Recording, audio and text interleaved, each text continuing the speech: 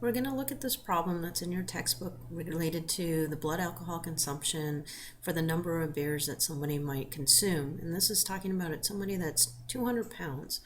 So the number of 12-ounce beers someone consumes in an hour is a variable. It's the input variable because it's something that's kind of standard. It's not something that is the changing piece per se, because the blood alcohol level is dependent on how many beers we have. So this output is always the dependent piece on something else. So our input, are also known as the domain, is something that these two words are interchangeable. And so when you look at these things here, we know that the number of beers, 1, 2, 3, 4, 5, couldn't possibly be a -2. -2 doesn't make sense. So in our definitions of possible replacement values, -2 would not be a possible replacement value.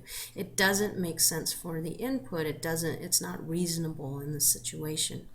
Okay, so we can look at the table of inputs and outputs.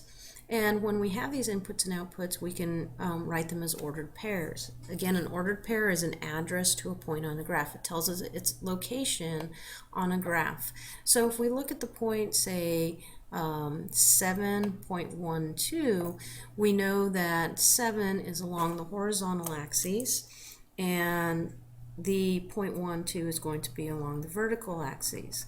So again, talking about or thinking about alphabetical order, horizontal comes before vertical in terms of the alphabet. Okay, the other day in the other conceptual activity, the first one that you guys did, I published this checklist here to kind of help you go through and look at the different things that I would look for in each particular problem. So down at the bottom of this checklist, you have the ideas for graphs. So you need to make sure your axes are labeled, and that includes the meaning and units and the variable. So when we look here, they have it labeled the number of beers and the variable that goes with it, N. Over here we have the blood alcohol consumption and the percent, which is the labeling for that, and the variable B, because B makes sense in this problem. Then we also talk about an appropriate scale. And it talks about this practical domain and practical range. This is the possible replacement values for our domain or our input, and the possible replacement values for our output. So when we look at our inputs, they go from 1 to 10, so we can capture that by 0 to 11. And then also our outputs are 0.018 to 0.171, so we can capture that from 0 to 0.18. And we want to scale this appropriately so it's very easy to read. Okay. Then we also look at the proper placement of the points.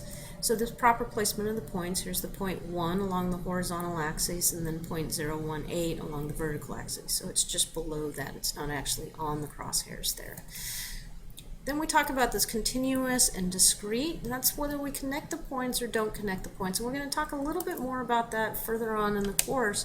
But essentially it's talking about if I connect these points, does the information between these points make sense in the problem? And we'll talk more about that later on.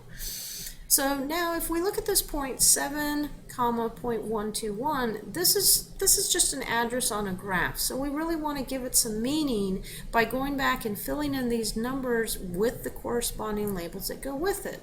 So we can write that complete sentence by saying, after 7 beers, or after consuming 7 beers,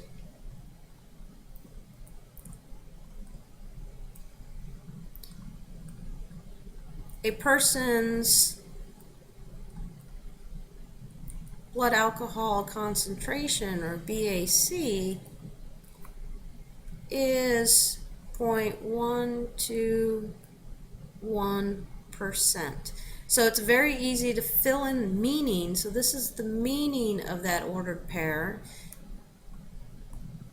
by simply taking the input's value, or the input's labeling and the output's labeling, and putting in the values for it. So we're going to talk a lot about what is it. So this is the point, and then what does it mean. So every time we're doing problems, it's what it is and then what's its meaning.